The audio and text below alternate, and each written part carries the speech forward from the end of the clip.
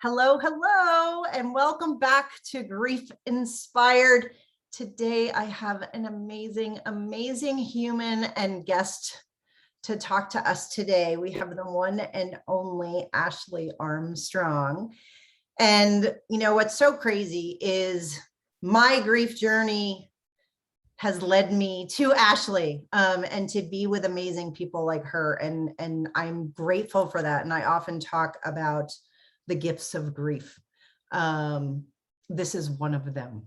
And so I want to talk a little bit today because we became fast friends, I think. And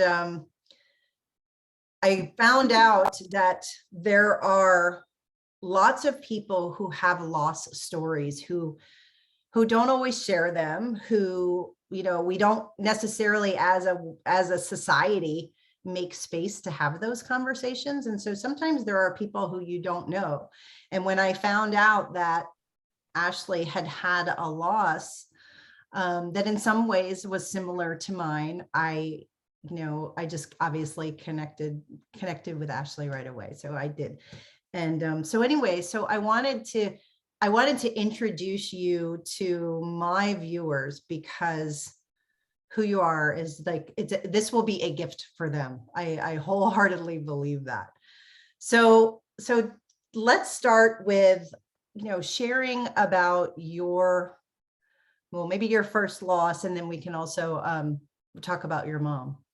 Yeah, definitely. Well, thank you. It was weird. There's not many people that you meet randomly online in little training groups that you just connect with. And we've never met in person. And it's so crazy because I agree. It's like I connected with you. And then when we found out we had very similar loss stories, it was just more. And then it's just every time there's been more and more of connection. So I'm so grateful that our paths have crossed. And I'm grateful for the opportunity to talk to people because, loss isn't my passion in the way that it is yours, but I believe in building strength. And I think that's exactly what you're doing. My kind of strength that I build is just a little different. You focus on the brain and the soul, and I do the same, but with the body. And it's funny how all of our paths lead us to the same place. So I'm very excited to be here. My first major loss in my life, I was really lucky as a kid. Like I had a really great childhood. I lost a grandparent. My first grandparent died in high school. So, I mean, it's like I didn't have any major trauma to me as a kid. And I feel very blessed for that because a lot of people I met don't, and we all know people who've had terrible things happen to them. But my first major loss for me was I lost my first baby when I was 16 weeks pregnant. It was a surprise baby. The guy knew I was going to be marrying my husband. I wanted to marry him anyway. We were totally going to wait till we got married to have sex. Well, that didn't actually happen. So whoops, we ended up pregnant. So there's that. But it was a huge surprise. And this would have been 18 years ago. And it was a shock. And then went in for the 16-week ultrasound. And the doctor, it's a very small town, so there was nobody else in the hospital. And the doctor was like, let's go upstairs and look on an ultrasound. And I'm like, okay. Like Austin had only seen the heartbeat once. I'd seen it a couple times. And so I was like, cool, we're going up to the ultrasound room. And I completely didn't see the look on his face. Looking back, it was there. So we went up there and he was, putting it on my tummy, and I was all excited looking up, and I could see it. I could see the kid, and he goes, yeah. And he turned and he goes, that's what I thought. There's no heartbeat. And I'm a very sarcastic person. Anyway, that's another reason why we're very good friends. But I was like, I don't understand what you're talking about. Like, it's right there. And he had to, he's like, no, see, and he showed me, and I will never, ever, ever forget that. Cause I'm like, well, it's not like, that's not, but it was like, he was right there. So I don't understand. What do you mean it's not beating now? It didn't occur to me that could happen. I knew that my mom had some miscarriages in it. She had a miscarriage and then a stillborn. And she talked about that. So I knew it happened, but I didn't know anyone else that it happened to. And I did have to deliver. He was far enough along that I had to deliver it. That was very challenging. I was the only one on the maternity ward in this hospital because it was a small town in Colorado. And so it was just me. I yelled at the nurse because it hurt so bad. And I want to feel any of this pain right now. Give me drugs. Because I'm like, she's like, we'll give you Valium or what. I don't even remember what they were going to give me, morphine or whatever. And I was like, I can feel it. I don't want to feel it. And then she, I'm sitting on the bathroom on the toilet because they told me I'd feel like I needed to go to the bathroom. And I walked myself over there and she got mad at me. And she said, you can't sit on the toilet. What if the baby comes out? I was so tired and I was so hurt that I yelled at her and I said, what the hell difference will it make if it falls in the toilet? It's dead. I was pissed. And I can laugh about it now, but it was just so much. I didn't understand how this was happening. Like, what do you mean I'm going to deliver this and then not take him home? And I didn't know it was a boy at the time, but the thing I'll never forget is when they told me that it was time to push. I'm like, aren't you supposed to go through classes for this? And he's like, it's very small. You won't, you're just going to kind of push. You don't need to push hard. And I'm like, as opposed to what? I've never done this before. I don't know what you mean. Or I don't know. And so he sat down and, he pushed down on me so that I could push. And I pushed what I thought was not hard. And I'll never forget. I pushed too hard and he came out and he hit my leg and then hit and kind of bounced on the ground or on the bed. That was hard. That was really, really rough because I'm look like a rock. Right. Across. Well, it's so funny. So, because I haven't heard this story before, right? We haven't gotten into it, but now I'm like, oh my God, no wonder we are friends. Because I had almost the same type of experience, right? So I was in the same situation and he was still alive. So he died later, but he was way too early. And so I knew things weren't necessarily, at first I had the same experience because I'm like, well, everything's gonna be fine. What's the big deal? No big deal. Yeah. And, but she was telling me to push and she was telling me I was doing it wrong. And I yelled at her and I'm like, I've never done this before. I'm like, I don't know how to do it. Right. I was trying to squeeze my abs. Right. And she's like, no. So that whole experience and, and when you talk about, your son coming out, I will never forget that the feeling, for me, it's that feeling. So totally. Yeah. Yes. It totally. was, it was horrific. It was just, and then, do you want to hold him? Do you want, and I'm like, nope. That was weird. And I don't regret not doing that. I don't know what it would have felt like to have held him. I know he was only 4 months old, so he was very tiny, but I don't regret it, but I kind of wish I had, but I'm kind of glad I didn't. So I'll never, I'm okay with my decision. I've kind of come to a point. My husband had no desire to hold. Okay. And luckily in Colorado at 4 months, you didn't have to do a burial. You didn't have to name it. You didn't have to birth certificate. Okay. If it had been 4 weeks later, we would have had to have gone through all of that. So I'm so grateful for all of that. And it's so funny how, I will never forget the one thing, I thought that I'd felt him moving. This was on a Monday. And on Saturday night, we were laying in bed and I was just like, oh, I've got butterflies in my stomach. I was like, oh, I wonder if that's him. Or it, I didn't know what it was, but at the time, but I was like, I wonder if that's the baby. And then we found out he was dead. And my husband, he was so sweet because he's like, maybe he was saying goodbye.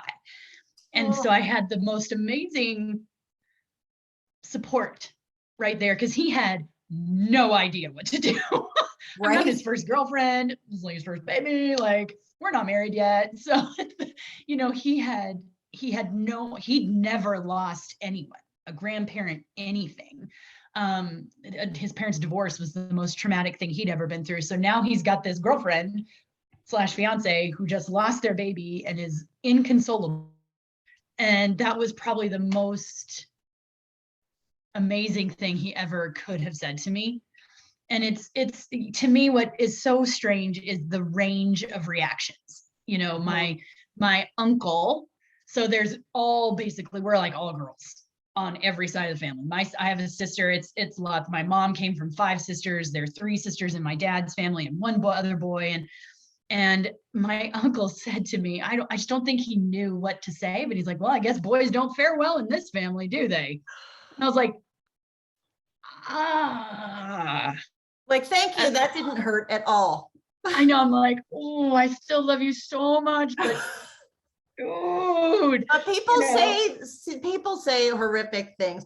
But and the other thing too is, so part of the reason why I do some of this is to educate people as well. But this was, you said 17 years ago. So people have trouble talking about this kind of thing now. So right. 17 years ago, and then we were also talking about, how you said support was not, you so happy to hear that your husband sounded like amazingly supportive. So grateful that happened for you. But yes. You said, other support wasn't really available, right? It wasn't. And I mean, your doctor gives you, if you need to talk to somebody, well, I mean, what do you do? Like, I think there's a difference. And I think this is where a lot of maybe women struggle. And I think the world struggles is when you have a child that dies, that's been born and lived, and you got time with them and they live, and then something horrific happens and they're taken from you. That's a thing. That's a thing. And it's an understandable thing. And someone out there can relate to that, whether it was a parent, a grandparent, a sister, their own child was killed, however, they lost cancer, whatever it was. That's its own thing that everybody can wrap their head around. The fact that I never got to hold him. I never took him home. I never, we named him after just for ourselves, but there was no, I was going to ask you that. What did you name him? We named him Evan William Armstrong. So the only boy name we had out there. So all of our the 2 girls, we did pick boy names, but boys don't fare well in my family. So I had 2 more girls. But yes, so Evan Williams. So, but it's just interesting to me because nobody knows what to say. And you lose a child and you can relate that a child had lived. If it was never a thing, it was never a baby, it was a fetus. Or God, what about all the women who lose them that you don't get to see them? We were lucky we saw body. What about all the ones that don't? It's such a weird thing, but it needs to be so normalized. Like almost, my doctor said when I lost him, he goes, doctors believe that probably 90-ish high % of women lose their first pregnancy because your body doesn't know what it is. So it fights it. So you just have this really horrifically huge period that, but it's your body expelling your first babies. Like there's a lot of doctors who believe that. And I'm like, then why aren't we talking about it? Why is this such a weird thing? Like, I don't need, money. I don't need a GoFundMe. I need a friend to take me out for a drink. Like I just need my husband to hold me and tell me I'm still beautiful and still a good woman who can, that me losing a child had nothing to do with him, my inability to do that, Right. And even if it did, then I'm still an okay person, Right. It's hard because at that point you feel like you're the one who did it. This was my job, was to carry this and bring this child into the world, and I failed. That's what, it's so interesting. So yeah, I mean, those are the 2 big questions is like, first of all, why did this happen? And then why did it happen to me? Right. And you're exactly right, is we look at it as a failure, like, and then you could go down the guilt trail. Right. Right. But it's, but sometimes there is no rhyme or reason, and it just happens. And then you can have subsequent pregnancies and everything can be, fine. Everything's fine. Yeah. And mine was like, You know, I've had 2 very healthy pregnancies. Well, they took my oldest one early, but my body, I was going into preeclampsia. So they ended up taking her a month early, inducing her a month early, but she was completely healthy. I'm glad they took her. She would have been big. But you know, it is, and it's very hard, you know. I try not to get upset when people are like, well, everything happens for a reason. Oh, that's the worst. And I know it does. In my soul, I believe that too. I just don't want anyone to tell me that. Well, and don't tell me like a minute after I've had the loss, right? Right. Like not Right. helpful. Not Yes. helpful. So do you feel like you grieved then all those years ago? I don't think I really ever did. It's kind of come with time. I remember I just kind of put it away because we were in the middle of planning a wedding. I lost him the first weekend of September, and we were getting married the last weekend of September. Oh, wow. So I was planning a wedding. I was planning a move. We knew we were going to be moving, and so there was just so much. There was just so much, and kind of like, well, I don't have a baby. It's fine. Let's just move on. And then it was interesting because as the year was kind of coming up on the anniversary, all of a sudden all my mom hormones kicked in, and I didn't realize that it was coming up on a year. Like that's how blocked I'd left everything. And just before our anniversary, we found out we were pregnant with Marin, my oldest. So and it kind of hit me. I'm like, it's been a year, like almost exactly a year since we lost him, that his sister came. And I will forever think that like he was there to protect her, like, and he sent her. And I think the time when I finally really processed what it meant to me was when I was explaining to Marin that she had an older sibling, that she'd lost. Cause she was like, am I ever going to get a brother? And I was like, well, and she was maybe 8, you know, because then we'd had Maddie by that time, my youngest. And she's like, what if I just wanted a brother?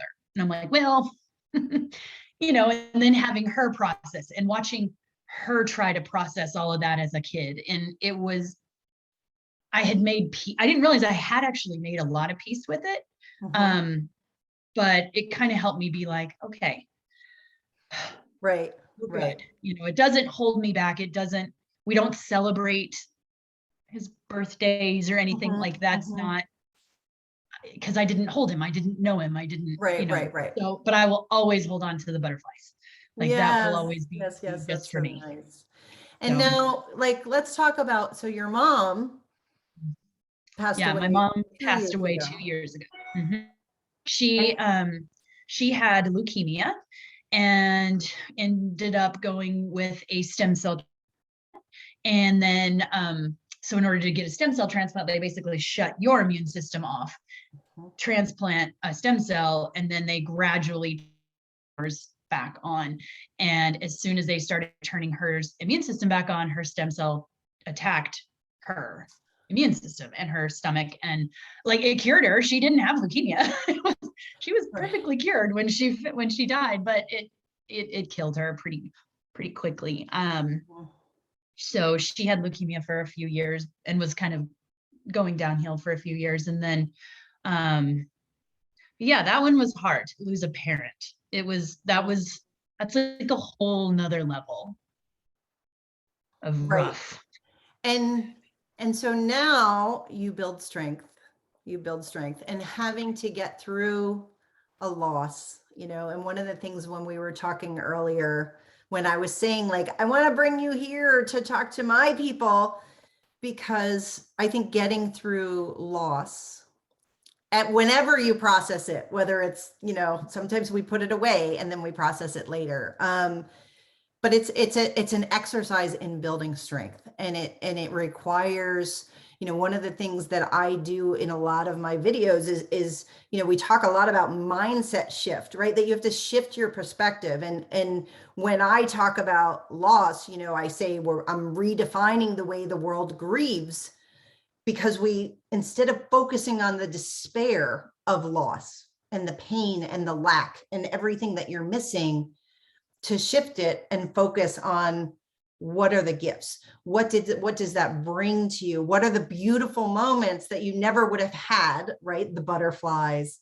and, all of that. Like, so let's like shift our focus. So talk a little bit about, and of course we always say, exercise is good for everything, right? Yes. So that relates too.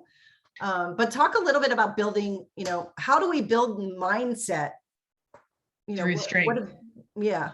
Yeah. I mean, and you're absolutely right. And everybody knows it, everybody knows that, movement is so good. And I'm going to clarify this by saying it doesn't matter what type of movement you choose. If you are a Zumba person, if you are a mountain biker, if you are a marathon runner, if you are a daily dog walker, it doesn't matter. The importance of movement, everybody knows. So it's, we just don't always practice it, but we do know it. We all feel better when we move, even if everything hurts when we do so, right? But, for me, what I saw when I set out, I mean, there's so many trainers in the world who just, they want to make money making people big or helping them lose weight or, whatever. For me, I could care less. I hope people lose weight. I hope the people that I work with lose whatever they want to do or, gain whatever they want to gain. But that's not my goal for it. I believe that you can be big and strong with muscles for days and still be 100-pound weakling inside.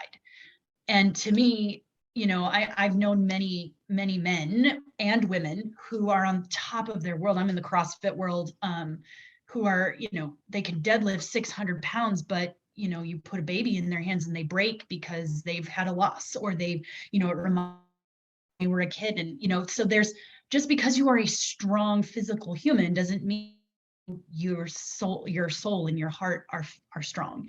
Mm-hmm. So to me, what I love and the reason I created the program that I did is because I believe that every single person has incredible strength, physical inside them that they just have to find. And for whatever reason, they haven't. So, I mean, you do FIT15. So I'll give people things like 100 burpees. Well, how many people love burpees? There's going to be one person raising their hand. That's going to be me. Oh, you do too. That's right. But you really, like, you're learning to tolerate them. I love burpees now. You did that for me. Now you do.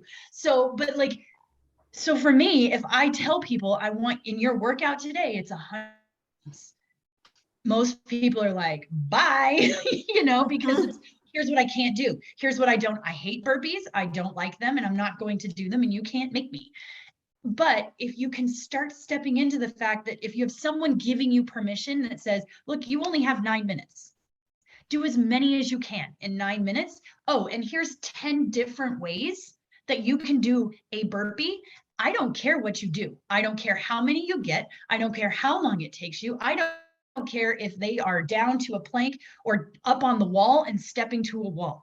I could care less. The point is you built your strength. You proved to yourself you can do something hard, that you can do something that makes you stronger today than you were when you started.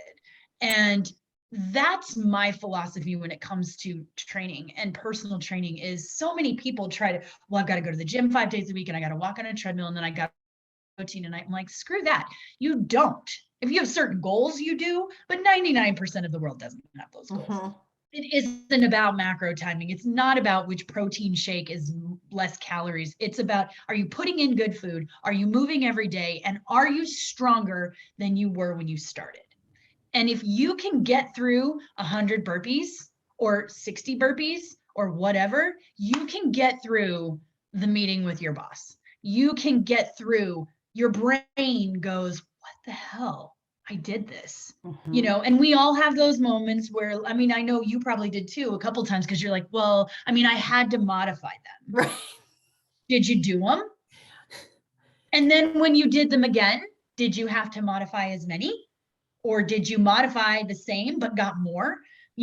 So well, that and I love that. I mean, I love that because I have people who come to me and they're like, I'm not sure I'm grieving right. And I'm like, it's the same concept. And I think that that's what I've been trying to like put my finger on, what makes you different for me, right? Because I had the personal trainers and I was doing all of that and I wasn't seeing the success that I wanted. And I wasn't happy about it, right? And my grief had changed everything in my life. And I was like going after saying, okay, I'm building my life in this area, in this area. And for me, the fitness stuff was the white whale, right? And I couldn't figure it out. And I didn't know that it was mindset. And so you helped me build that mindset in a way that like no one else could figure out how to do, no matter how much you pay people. And I was paying a lot of money at one point. And so I think it's in some ways what I try to help people who are grieving do is like saying, no, you just have to be in it. Right. And you got to give yourself permission to like fail and to fall down and like do as much as you can. Just don't stop. Right. And you do a little bit every day. Right. It's FIT15 because it's 15 minutes a day and sometimes less. But I have had more progress and more success in not only my mental strength, but my physical strength. And like things are moving around in here in like a good way. I had a photo shoot yesterday and I was like, wow. Right. And so, that just makes me feel good about me and right. And I think that healing from grief is about learning to love yourself again in a lot of ways. Yeah, absolutely. I mean, you're 100% right, because it's the idea that if anything inside of you is broken, you can't be a whole person. It doesn't matter whether it's your heart, if you haven't healed, whether it's a loss, whether it's a breakup, whether it's whatever. If that's not full, it doesn't matter how successful you are in business. Doesn't matter how strong you are, how much you go to the gym, how fit, healthy you are, if that's broken. If you have a heart of gold and you have a business that is thriving, but you are overweight and on 12 different medications to control this, you're not a whole person. And I'm not saying you can't be overweight and be successful. I'm saying you have to at least have that side of you in control as far as either working on it, which we all are. I'm always working on mine. Like, I don't want it to sound like I'm saying, whatever. I'm not saying unhealthy in that area means necessarily bad, but it is if it is distracting from the good that you can do in your other parts of your life. Right. If your kids want you to play with them and run with them and you can't get off the couch, your life is not complete, no matter how good of a mom you are or dad that you are. It's your kids just want your time. I could go off a whole nother rabbit hole about things we do as parents, but right, exactly. And I think that again, I could go down that route too, because my son ran another mini series on our YouTube. My son ran 2 miles this week, like with his thing, and he talks about me like, oh yeah, like you exercise all the time, and like I never imagined, like that's not how I ever saw myself. But look at how it's changed once you've accepted that piece of you. Look at how much more whole of a person. Right. You've got goals here, goals in your business. There's always things to grow from in your heart, but like you start to take on a new identity. My son sees me as an exerciser and all I do is 15 like, who is this person? And it's funny because my kids will do the same thing. I'll be in a mood or something. They'll be like, Mom, did you go to the gym today? I'll be like, no. And they're like, why don't we finish the dishes and you go do some gym? Okay, bye. And I'm like, well, and you're making me feel super brave now. So for all of you who are watching, you might not know, I did 100 burpees on a Facebook Live with Ashley. Yep. Oh, so I will drop the link below if you want to like get some of that. Maybe we can upload it to YouTube, Ashley, and I will have to find that one. I'll send it to you. Yeah, it was, and it just changes once you know your strength, even if you don't see it as a strength. I mean, did you ever think when you lost your son that would be the gift that you could give to others? Like, no. I I was a competitive gymnast as a kid, and I never in a million years would have thought that the ability to walk on my hands at 42 years old is something that inspires. I've had 20 probably people message me and say, you made me want to start working out again. I'm like, because you watched me walk on my hands. Well, exactly. Yes. Well, that's why I did it, was because I saw your Mhm. before and I saw where you went to, and I was like, oh my gosh, like I'm the before. But so let me And ask you this yes, though, because at the same time, I'm pretty sure we've got, I'm supporting people who are watching this are at all different stages of grief, right? And so Mhm. what would you say to the person who's early on, who's suffering, who's like still in the couch phase, the couch and Netflix phase, and they don't want to leave their house and they don't want to get off their couch. And they maybe fundamentally know, because they hear everybody say, well, you should move because it's good for you and like whatever. But like, how would you recommend that what would you tell them to help them get off the couch? Because they know they would want to get started, that they would want to do it. But sometimes that initial inertia that's it's the hard part. required to get started, like, what's your advice there? Keep it small. To be completely honest, keep it small. Most people try to go to, you probably see it the same thing even in healing. Well, I hurt, I don't want to hurt. So how do I get from here to here? They skip here, here, here, here, then they go back and then they skip all of this. So people are notorious. Humans are notorious for trying to do this. Well, if I get off the couch, that means I have to go run a mile. Right. No, it freaking doesn't. It means you put your shoes on and you slide to the bottom of your block and then you come home. Right. You moved. If that's it, that's it. If you get up in between commercials, or I guess we don't even have commercials anymore. Oh, myself. But between whatever, if you get up and do 10 jumping jacks, however jumping jacks look, that's movement. It's Right. teaching your brain to get up and do it. Mm-hmm. And so my main advice for anyone is to set your this is like the opposite of what everyone says, but set low expectations. If you have a hard time moving, make it easy. Make your goal so easy that you can't miss it. If it's the kind of thing where you say, from now on, I'm going to park at the end of the parking lot and walk up. That's it. And that's my movement for the next week. That's your movement for the next week. It's still better than binging Netflix. Right. Right. And so it doesn't mean you have to now go buy a gym membership. You have to buy new shoes, pants that fit. And oh my God, now I look terrible. And now I'm going to be so sore for the next 6 days that I'm going to go right back to it and find a new Netflix series. It's not jumping in and doing 100 burpees. If that's what you want to do, go for it. But I would, for most people, if you're hurt, if everything in you is anchoring you down on that couch because of shame, pain, just tears, all of it is holding you down, make it very easy to succeed. Put on some shoes, put in your freaking flip-flops. It doesn't, walk barefoot if it's comfortable, but go do. Just move. Get up and do 5 squats, whatever they look like, and then sit your happy ass back down. Like, make it simple and watch yourself succeed. And then it becomes easier because you see, oh my God, I did that. That was so freaking easy. I'm totally going to go longer today. And I'm just noticing something that it's interesting, because I asked you that question for the person who, is on the couch, but I've also talked to people who are before their loss, right? Because we talk about like pre-loss and after loss as this delineation in time.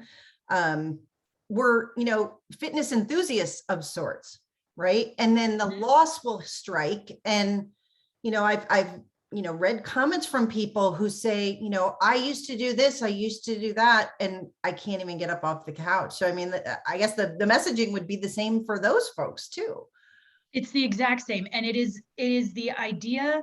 It's okay. So you take that time where everything was, let's pick something, everything was this way until boom, this moment. And now it's never going to be the same, no matter what it is. And if you can't, it is so easy to look back and say, well, before right, I was able to do this. So since I can't, I suck. Right. And, like your life, we're never the same after trauma. We can heal, we can grow, we can move, we carry that with us and are never the same. And, on a sort of unrelated, I was a competitive CrossFitter. I was ranked in the world, and then COVID, and we weren't able to use the gym facility. And both my knees were like, fantastic, we're on a break. We're going to show you how bad we hurt. And I had to stay off them for almost 6 months. I couldn't squat, I couldn't run, I couldn't jump. And as a CrossFitter, that's what we do. We run, we jump. And so that was my most recent loss. To me, I lost my competitive career. Mm-hmm. And so even with what I do, I 15 minutes a day, I 100% believe in everything I do, but I'm like, but that doesn't apply to me because I was a competitive CrossFitter. So for me, I'm like, well, if I can't go max out my back squat, then what am I doing? Like, what's the point? I can't even squat my own body weight anymore. And so for me, you have to say that was before. I am a different human and I'm going to move forward as that human. Mm-hmm. And means my strength now is walking to the end of the block.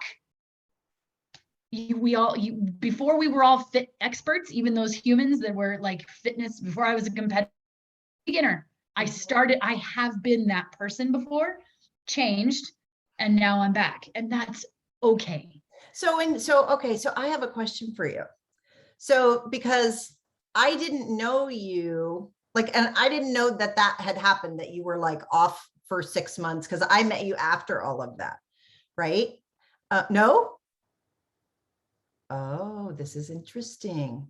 So, but okay, so then I don't know, well, then maybe my question's not relevant, but I was going to ask you, do you think that made you more compassionate with the people that you were helping? So again, we call it the gifts of grief, and that was a loss for you. Do you feel like, can you look at that and say, in some ways that was a gift because I've changed, it changed me, and now something's better? It's very interesting, but because yes, Goosey's all over, just saying, Goosey. It's funny because I actually have been wrestling with this as very, very recently, like literally within the last month. This exact thing has been coming up because my life centered around training and building FIT15, but I was still training as a competitive CrossFitter, and then I couldn't. And that's what I had defined myself as for so long, 6 years as a competitive CrossFitter. But what's interesting is I kept trying to go back. I'm like, I'm going to sign up for this online competition. And then I would do the stuff in the competition. I couldn't even finish the workouts because my knees were like, no, we can't lift that weight anymore. And I'm like, see, I suck. And then I'm like, no, you don't. And I'd be like, what would I tell someone in my position? And I'm like, okay, just go. So I'm like, all right, I'm just doing air squats. Don't even think about anything else. But then what's interesting is as soon as I accepted that this is no longer me, things changed. Things opened up. I could not do what I'm doing now. I have a client that paid me to move in with her, to train her full time. She's a 60 something year old woman who just wants to get her fitness. She crushes all things business, and it's time to focus on herself. I help her cook. I help her meal prep. I make sure that she gets up in the morning, does gratitudes in time. We go to the gym twice a day. And a 60-year-old woman is different than if I was training a 30-year-old woman, but I have it for her schedule. I get paid to slap food out of her hand and make her go to the gym. I could not do that. Dream come true for me. Right? For me too. I had no idea this was a dream, but it wouldn't have been there if I'd been competing, because I would have had to have been in that life. And so for me, that's the gift. Right. And so it's like letting go of what was and I think these are your words, to open up space for what is. Because you don't know what's out there. I'm writing down all day long. Go for it. I like it because you don't know. So many times we don't know what our doubts, what our fear, what our hurt, what our pain it's keeping us from being a whole person. So keeping us from being a whole person keeps us from experiencing what's meant to be.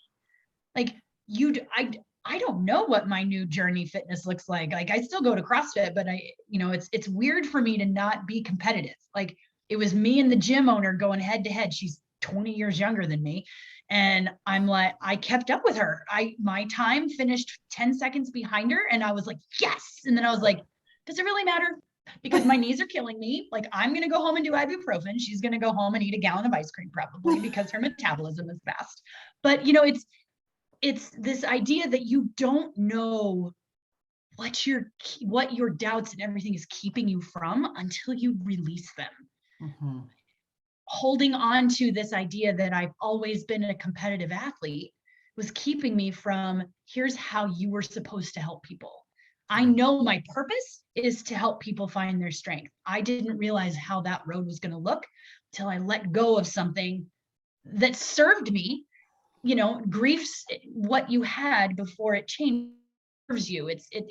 It will always be a part of me, but it's my past. It's brought me where I am so that I can go forward. And I think that is the biggest thing, is you have to address those things at speed, at how it looks for you alone. It doesn't look the same. Your journey's not going to look like mine. Your after picture is never going to look like mine for a variety of reasons. I don't want my after picture to look like your after picture. Everyone's looks different. Your idea of strong is different than my idea of strong, and it's fine. Right. It's like you said, people worry about grieving correctly. People worry about, did I do this right because I had to scale it? Like, did you do it? Right. Did you grieve? Did you feel it? Did you move your body? That's all that matters. Are you further ahead than where you were? I mean, sometimes in grief, people also don't give themselves credit for how far they've come, right? Because you're like you're in it, but it's like, take a minute and look where you were, right? Yeah. And I had to do that yesterday because I'm like, dang, I mean, she beat me. I almost had her. I'm like, I'm better at this movement than she is. And I'm like, but I did 150 wall balls. Ooh. Plus like 100 toes to bar and 150 lunges and 150 double unders. And I still kept up with someone who has beautiful knees, a 6-pack for days, and is 20 years younger than me. And I'm like, you know what? I'm good. Right. I'm good. Oh my gosh. So I could talk to you for hours. I know we could talk forever, but I know that you're busy. So if you guys loved this conversation with Ashley, like, please let me know and I will bring her back. Because I would love to. I will make you come back because I get what I want now. Manifested. Because I've manifested it. And I mean, just thank you so much, for personally for me, and then for sharing who you are with everyone here, because it is a gift. And like I said in the beginning, and I will say it again, and I will always say it, you, for me, you are one of my gifts of grief. And so that's a good thing. I can't thank you enough. It has been absolutely amazing to watch your journey, like from when we first met to now. Like, it's just, you found your strength and you can just watch it every day. It's freaking amazing. And, I can't thank you for everything that you do for everybody. So, it's so people, needed. Yes. It is. It so is. So where can people find you if they want to look you up, learn more about FIT15? I know you're almost done, because are we in the middle of, you're almost done with the November challenge you've been doing. So I don't know if you're doing one in December, but tell us what's happening. Well, my website is FIT15training.com. You can find me on Facebook. It's Ashley Bennett Armstrong. But yeah, I think I'm probably going to do one in January again. It's a 30-day challenge, 30 workouts, 30 days, $30. And you get FIT15 workouts in this group of women or men. There's a couple men in there that are just there to support each other. I had someone the other day say, I really like doing pull-ups like this. I'm like, do you realize you just said you love doing pull-ups? And she's like, I think I'm broken. I don't know who said that. But it's just, when you're in this group, a group of people trying to go for the same goal, to be stronger, to be healthier, it's better than doing it by yourself. So, and it's all online. And you do it from home. Everything is online. Yeah. Almost sometimes you can even do it from your couch. Like this morning, I was literally doing the hands, well, not a true handstand push-up, a modified handstand push-up, but it was on my couch, right on the off of the edge of my couch. So even from your couch, you can work out for sure. Even from your couch, because you know you did it. You did it. How far did you get, by the way? What's that? How far did you get in death by handstand push-ups? I got to, so death by is when minute 1, you do 1, minute 2, you do 2, minute 3, you do 3. I got to 13 minutes. And then I started to worry that as I was doing the push-up, that my head was literally going to hit the floor because my arms were going to give out, my shoulders were going to give out. So that's as far as I got, but yeah. That's awesome. That's because all of my workouts have a 15-minute cap if you want to take it that way. So you crushed it. Probably hard to lift your arms now. I know. Well, we're not going to do that now. So, but yes. Anyway. Again, so thank you so much, and you. we have to do this again. But absolutely, thank you for your time now, because I know you're super busy and you're killing it. My pleasure. I'm happy anytime to help. Anytime. All right, we'll talk to you soon. Okay. Bye.